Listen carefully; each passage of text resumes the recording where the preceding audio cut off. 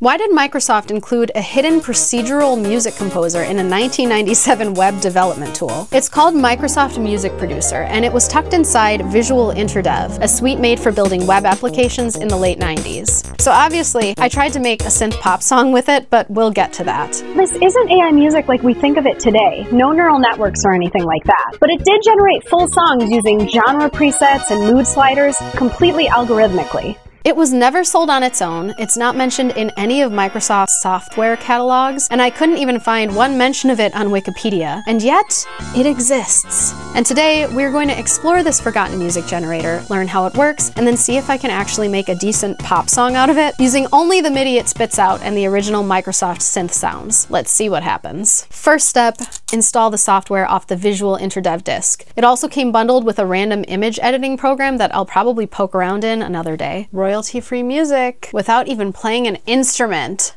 Wow. Let's open it up. Its visual interface hints that it wasn't made for musicians. This was made for coders to throw some royalty-free background music onto their web applications. You start by choosing your style, which is basically your genre, and there are so many options that it feels like someone dumped every genre they could think of into this interface. Hip-hop. What did they think hip-hop was? Mysterious cave.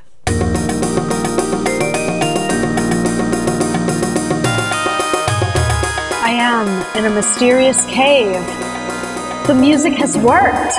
Then there's the personality section. This is where you assign a mood to your track. Once again, these aren't your basic happy or sad. I mean, they have sad, but that would be too boring for MSMP. Instead, we have things like searching, noble, sophisticated, and romantic. As far as I could tell, these settings change the chord progressions for each of the MIDI files. Like you could choose the style 7 AM illusion and have the default band and sad as your personality, and you might get something like... Can change the tempo. Oh, not while it's playing, apparently. But then we could change it to a different band, like let's try electronics. Band lets you pick the instrument set. All this does is take your style and personality choice and change what instruments are playing at any given time. Then there's the mix, where you drag the adorable little band icons around to rebalance your instruments in real time. And you can choose different shapes of the song. Like if you want one that perfectly loops, you would pick loopable. Random will just randomize everything. You can make one that's more on the quiet side. Now, I would love to show off every single style, personality, band, shape, tempo, key variation of MSMP, but given the nearly endless options, let's explore them for just a few minutes and discover a few of them together before we make our song. Let's try 50s rock. So that was boogie. What about demented?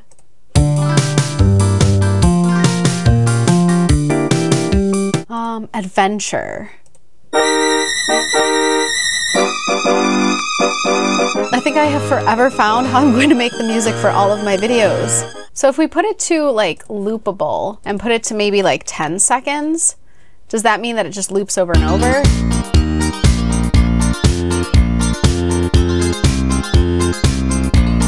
Let's put it on loop. Okay. It does loop. It didn't exactly match up where I would like it to loop. I can understand why it doesn't do that because it's not adjusting for the fact that it doesn't fit perfectly depending on the tempo. It's like I'm Ariel. Like it's the Little Mermaid. Let's try this one out. I want it to be serious, not upbeat. A serious chase.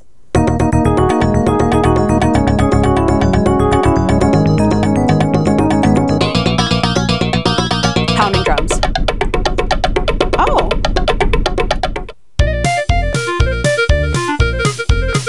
We have a polka! You can make a polka! They thought of everything! You don't know how happy this makes me! Speaking of polka, I was once asked to cover the World News Polka for ABC News and it was played nationwide at like 3 AM. But you can see the insanity in the link in the description. Enigmatic geese?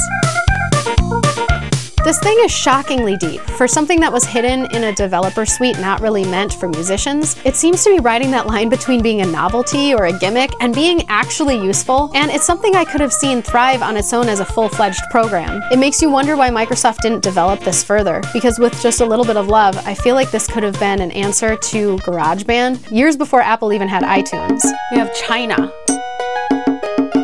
I don't know if I would call that China. It sounded more like Renaissance. Love.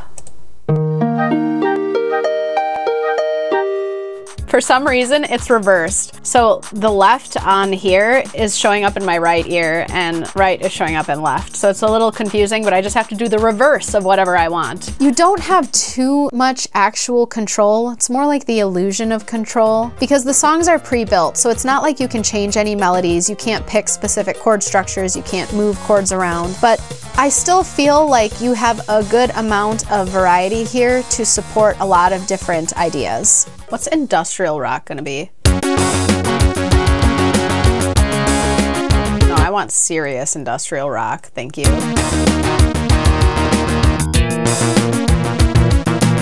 In the key of C with a higher tempo.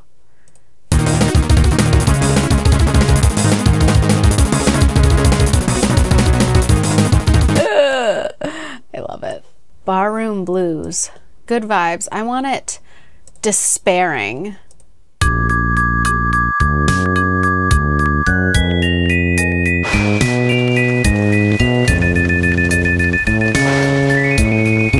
Okay, I think we've explored enough. I tested almost every option and I kept being pulled back to one in particular.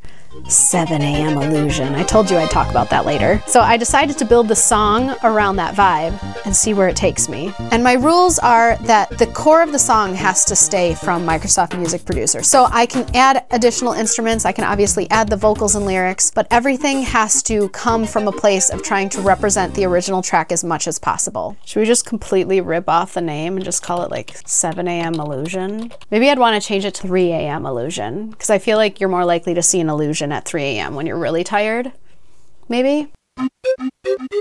This is where things started to unravel a little bit. At first, I thought I could just solo each instrument, record them one by one, and then piece them together in my DAW like a puzzle. But after 2 failed attempts where nothing lined up, I finally realized what was happening. According to the help doc, every single time you press compose or just the play button, it generates a slightly different version of the track because it's algorithmic. So all the parts I recorded separately didn't match, like at all. The solution was that I had to export the full MIDI file in one go, just like the program intended. And to stay faithful to the original sound, I tracked down and installed the exact Microsoft sound font that MSMP used back in the day. So what you're hearing is still technically Microsoft Music Producer, it's just in a slightly more modern wrapper. The actual song creation process took about 6 hours total, spread over 3 days, all in the same shirt, which I had to wash twice. I've condensed all of that into just a few minutes, but I wanted to leave in some of the real process, like second-guessing lyrics, troubleshooting melodies, recording guitar, all against the untouched stock MIDI sounds. I'm actually shocked at how it turned out, but if you're just here for the final result, no judgment, you can skip to the timestamp on the screen to hear how it turned out.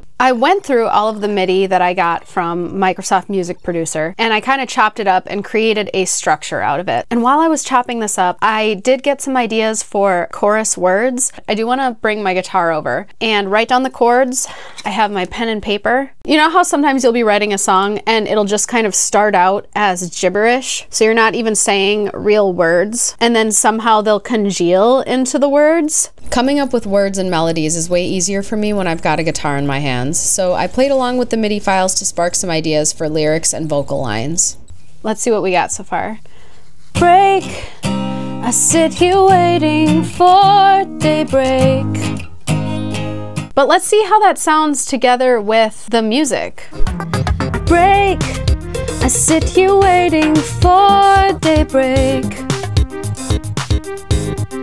Even when I think I'm understood, you find the bad and bury all the good.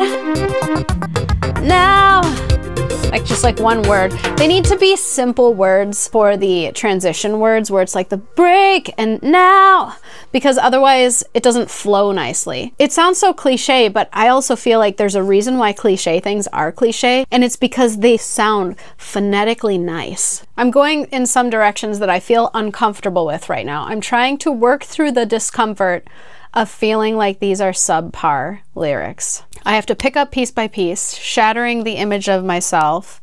I mean, can I just say that you like pushed off of the shelf? Because saying it out loud, that sounds really stupid. But let's write it down. Sometimes things sound a little bit better when they're sung, even if they're very simple. Okay, so we're gonna start recording the vocals. Yeah, yeah.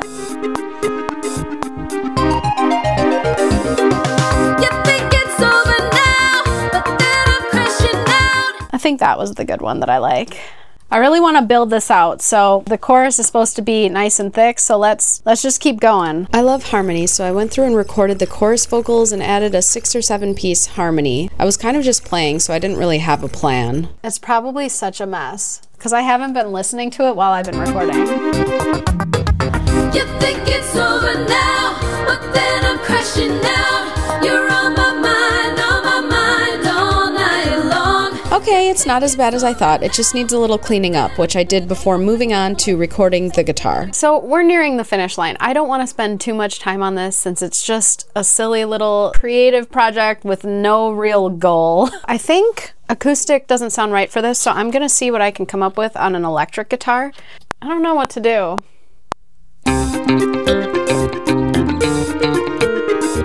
Let's palm mute it.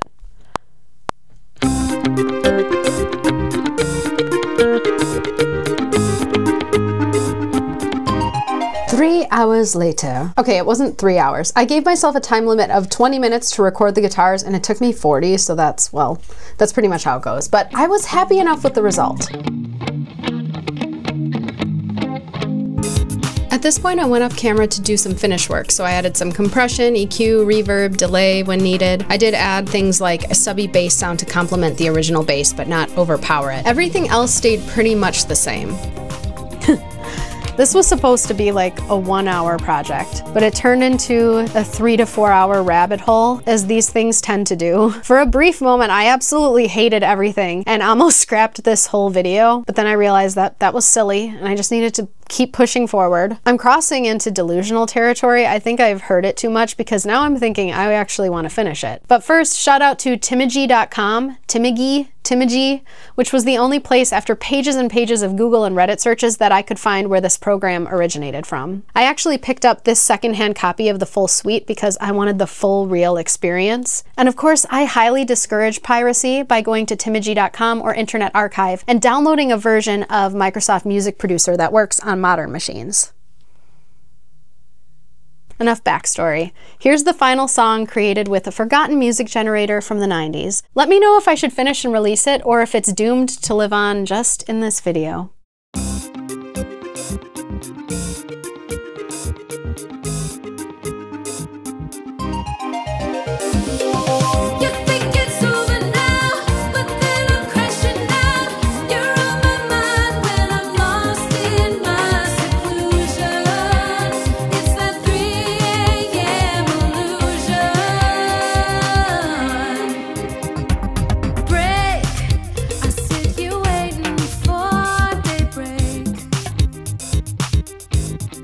Even when I think